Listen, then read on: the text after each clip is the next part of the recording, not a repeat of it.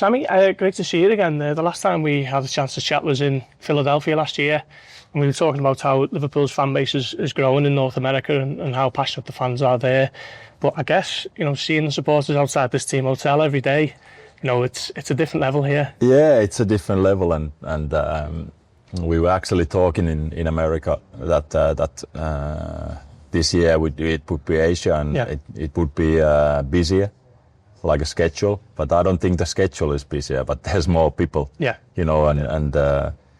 And it amazes me when I come to this part of the world that's how passionate people are towards football and obviously towards Liverpool football. Yeah, I mean, we had 25,000 for open training, which is just incredible, really. Yeah, I remember when we came here 2003, there were people, we were surprised that people show up to see our training, but 25,000 was a little bit more than what we had then. Yeah, when players sort of join the club and the former players speak about it, they talk about how big the club is, and we know that we're involved in it and around it. But I guess when they come on these pre-season tours, thousands of miles away from Liverpool, the city, and you see this type of support, it really does hammer home how big it is. Yeah.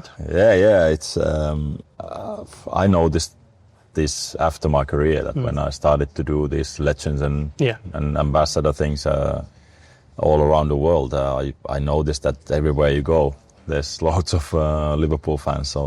So I didn't realize when I played that obviously you are more private then that you don't meet the fans that much as I do now. But yeah, great to see so many fans and great also that because the fans here they have to wake up in the middle of the night to see games, and maybe they have to work the next day or in the morning and after the game they go to work, and that shows the passion as well, and also many of them don't have opportunity to come to Liverpool to see a game, so these trips are very important for the club, and the club understands that, and that's why we are here to bring the club close to these fans for a while. Yeah, so obviously, your career, you've had a playing career, you've had a coaching and managing career now on the sort of legends circuit, if you like. How does that differ to the sort of, other different roles you've had in football? Yeah, I like it. I enjoy my life at the moment, and these trips and the legend work or legend appearances and ambassador role, it's a great change for my everyday life that I live in Finland, and these trips I enjoy them, and I enjoy meeting the fans and talk with them and see them, so yeah, enjoying every moment. One of the things we spoke about last year in America was the sort of transition that the club was going through at the time with Jurgen Klopp leaving and Arne Slot coming in with a total new backroom staff and a bit of a change at sort of executive level with the new sporting director and Michael Edwards and so on. So there was a little bit of apprehension over what Liverpool might have been able to achieve for the coming season, but going into this summer as Premier League champions, which I think is a little bit of a surprise to many. I think the sort of expectations have changed going into next season. Yeah, for sure. But how many players we buy doesn't say that we're gonna win the league again. Of course, expectations can. It creates expectations that when we won it last year, and now we strengthen the team that we win it again. I hope we win it again. Don't get me wrong, but other teams are strengthen themselves as well, and it will be a difficult season like it was last season as well. That I think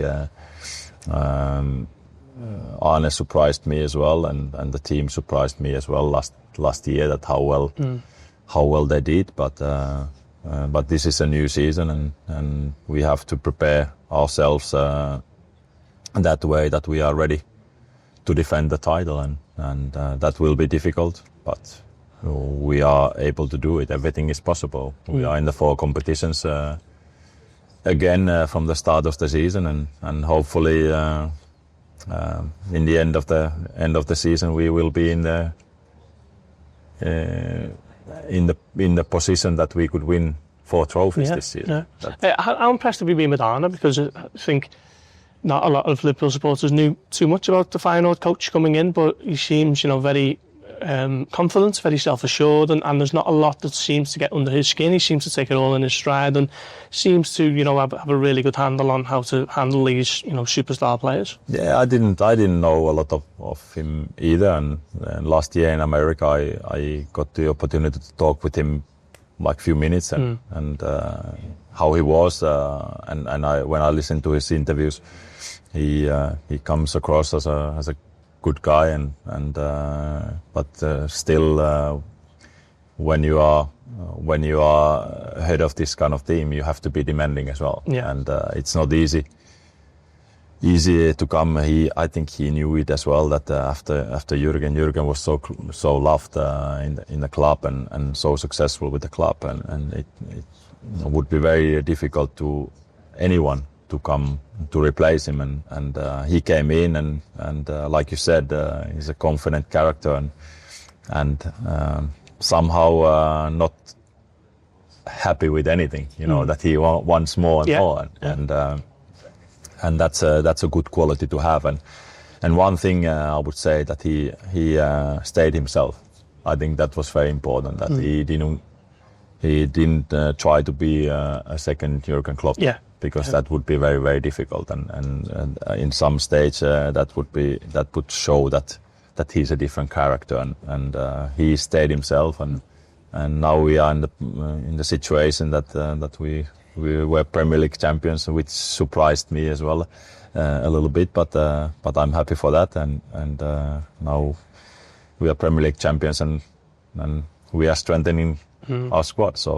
So nice position to be, but like I said, the new players, they are all good players, but they need to gel with the other players to be able to perform on the field 100% and as good as they can. So we have still a big task ahead of us to be successful next year. Yeah, as well. You mentioned that the new signings there, 2 in particular from another former club of yours, Bayer Leverkusen.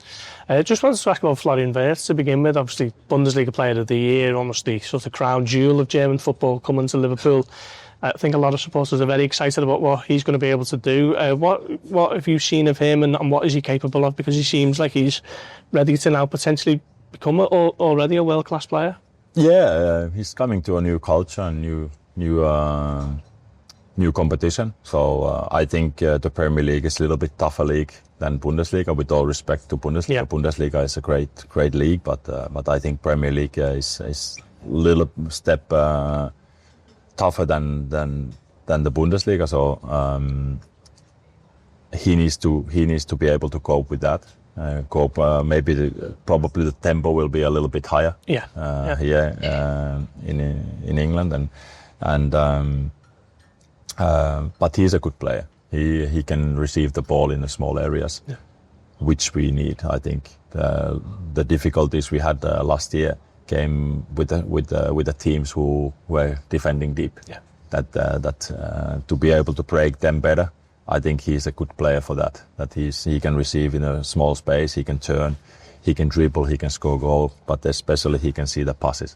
And he was in like Jeremie as well. He was in the good school of Xabi Alonso. That Xabi wants to play football, and they were in that team very important part. So they were in the good school already, and with the everyday work as well in training. That I know Xabi wants everyone to work very hard in training every day, and it's no different here, and they know it already, and they will be ready when the season starts. Yeah, and Jeremie as well. I think seen him a little bit at Leverkusen, a little bit for the Dutch national team, but one thing that was very obvious at open training the other day is just how quick he is, and he's going to absolutely fly up and down that right flank next season.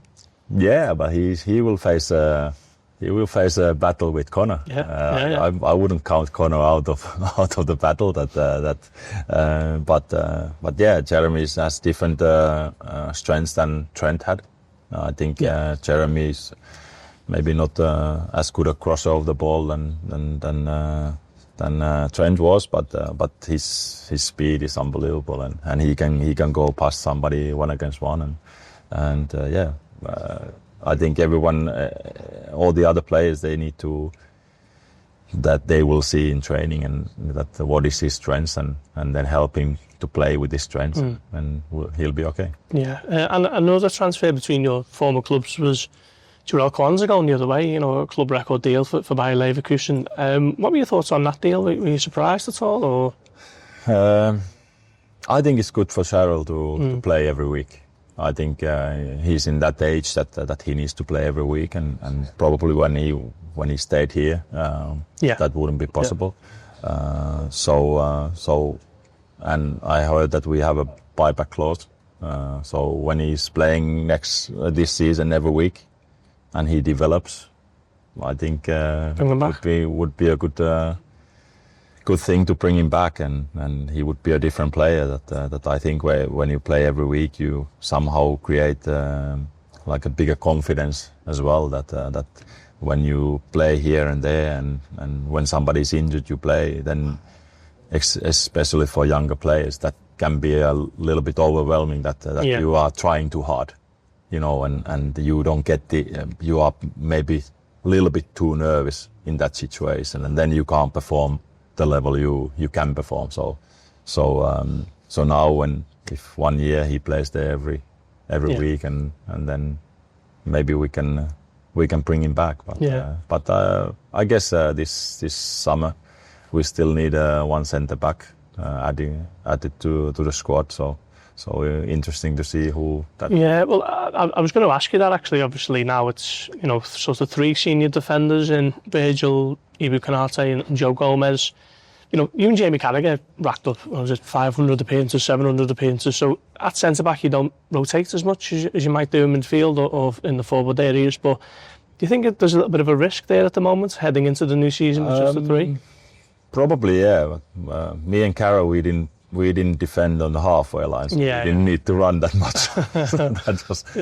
that was maybe physically easier at that time that you play every game, but that I think the distances we were running were not as high as they are doing now, but I think I would be surprised if we didn't sign anyone.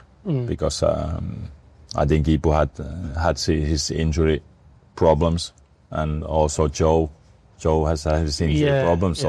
So if one of them is injured, then we have only 2. So and like senior ones. So I would be a little bit surprised that if we didn't sign a centre back. Yeah, just one final one. Then I just wanted to get your take on Virgil. Obviously, you were a former Liverpool centre back who captained the team. He's currently doing that. What sort of level is he at the moment? Because I think a lot of people suggested he was possibly the world's best centre-back last season. Is he that good at the moment? Yeah, he's good.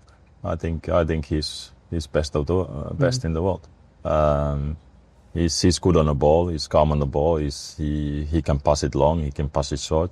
Then defending, he's so quick that nobody goes past him.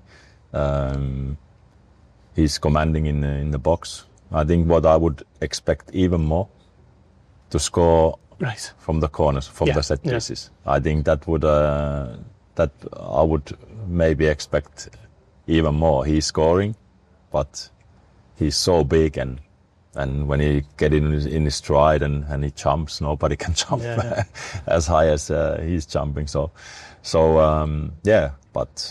And he's a great leader. I think he makes everyone around him to play better as well. Yeah. Sami, thank you very much for your time. Thank you. Brilliant. Appreciate that. Thank you.